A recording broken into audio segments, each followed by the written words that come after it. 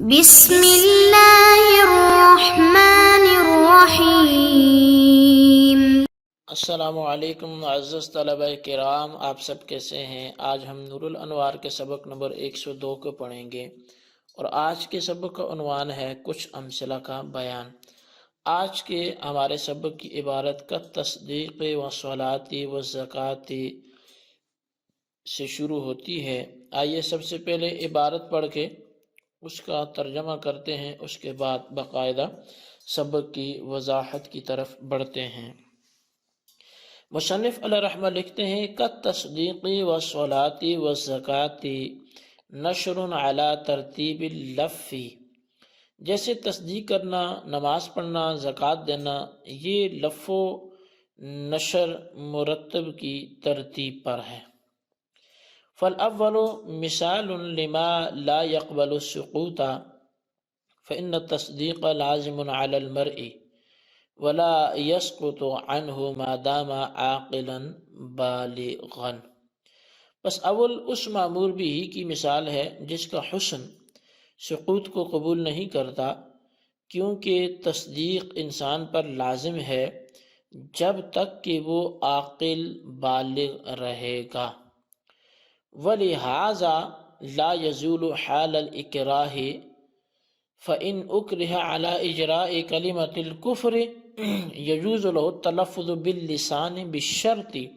أن يبقى التصديق على حاله۔ تصدیق کرنا اس سے ساقط نہیں ہوگا، اسی وجہ سے تصدیق اقرار کے وقت بھی زائل نہیں ہوتی۔ چنانچہ اگر کسی انسان کو کلمہ کفر جاری کرنے پر مجبور کیا جائے تو اس کے لیے زبان سے کلمہ کفر کا تلفظ کرنا تو جائز ہے، لیکن شرط یہ ہے کہ تصدیق اپنی حالت پر باقی رہے۔ فالاقرار يقبل السقوط والتصدیق لا يقبله قط، وحسن التصدیق ثابت لعینہ لأن العقل يحكم بأن شکر منعم الخالق واجب۔ پس اقرار سقوط کو قبول کرتا ہے اور تصدیق سقوط کو بالکل قبول نہیں کرتی، اور تصدیق کا حسن لعینہ ہی ثابت ہے کیونکہ عقل حکم کرتی ہے کہ منعم خالق کا جو ہے وہ شکر واجب ہے۔ والثانی مثال لما يقبل السقوط فإن الصلاة تسقط في حال الحیض والنفاس كالإقرار بالإکراہ۔ اور اس معمور بھی کی مثال ہے دوسری جس کا حسن سقوط کو قبول کرتا ہے، اس لیے کہ نماز حیض اور نفاس کے زمانے میں عورت کے ذمے سے ساقط ہو جاتی ہے، جیسے کہ اقرار اکراہ کی وجہ سے ساقط ہو جاتا ہے۔ وحسن الصلاۃ فی نفسها لأنها من اولها الى آخرها تعظیم للرب بالاقوال والافعال وثناء علیہ وخشوع له وقیام بین یدیہ وجلسۃ بحضورہ۔ اور جبر کی حالت میں اور نماز کا حسن اس کی ذات میں ہے، اس لیے کہ نماز اول سے آخر تک اقوال و افعال کے ذریعے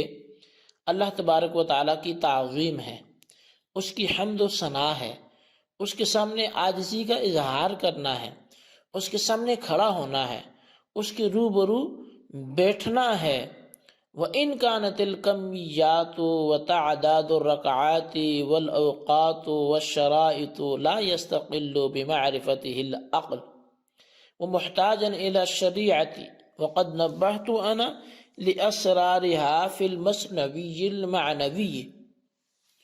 اور اگرچہ اس کی مقدار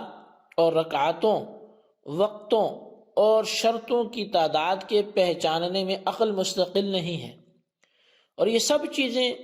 شریعت کی محتاج ہیں، اور میں نے ان کے اسرار کو مثنوی معنوی میں بیان کر دیا ہے۔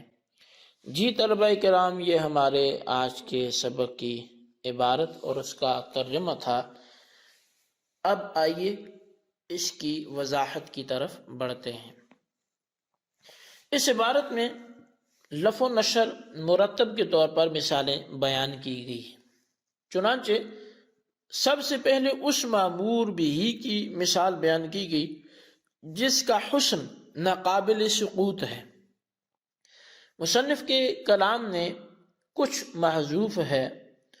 اور تقدیری عبارت یہ بنے گی کہ کعدم سقوط حسن تصدیق، یعنی حسن لعینہ کی پہلی قسم جو ناقابل سقوط کی مثال ہے وہ حسن تصدیق کا ساقط نہ ہونا ہے، اس لیے کہ جن چیزوں کو رسول اکرم صلی اللہ علیہ وسلم لے کر آئے ان کی تصدیق کرنا ہر عاقل بالغ انسان پر لازم ہے اور فرض ہے، اور جب تک وہ عاقل بالغ ہے وجوب کے بعد تصدیق اس کے ذمے سے ساقط نہیں ہوگی۔ چونکہ تصدیق ناقابل سقوط ہے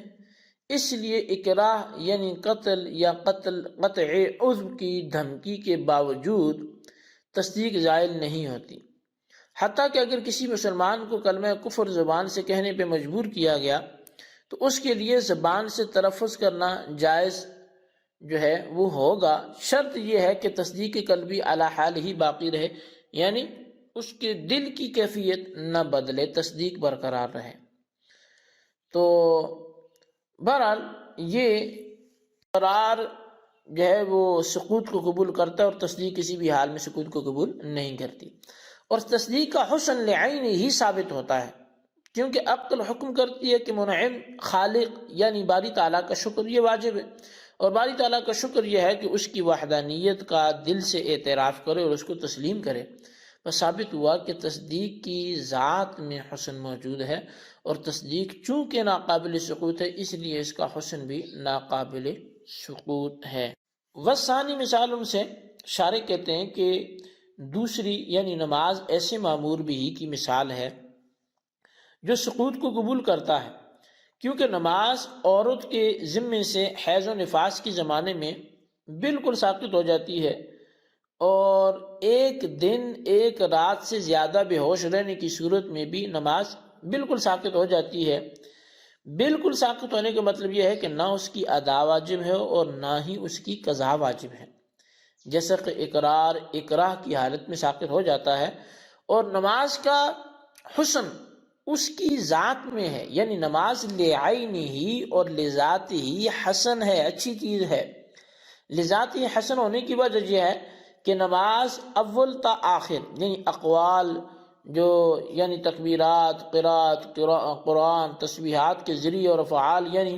رکوع سجدے کے ذریعے اللہ تبارک و تعالیٰ کی تعظیم ہے۔ نماز میں اللہ تعالیٰ کی حمد و ثنا ہے، اس کے سامنے عاجزی ظاہر کرنا ہے، اس کے سامنے دست بستہ کھڑا ہونا ہے اور اس کے روبرو مؤدب ہو کر بیٹھنا ہے، اور یہ سب چیزیں اللہ تعالیٰ کی تعظیم پر دلالت کرتی ہیں، اور اللہ جو خالق، مالک، رازق اور منعم ہے یعنی نعمتیں عطا فرمانے والا ہے، رزق بھی دینے والا ہے، اس کی تعظیم بلا شبہ یہ حسن ہے۔ بس ثابت ہوا کہ نماز بذات خود حسن ہے، اس میں غیر کی وجہ سے حسن پیدا نہیں ہوا، اور نماز چونکہ سقوط کو قبول کرتی ہے جیسا کہ اوپر گزرا، اس لیے اس کا جو حسن ہونا ہے وہ بھی سقوط کو قبول کرے گا۔ شارح منار نے یعنی صاحب نور الانوار نے کہا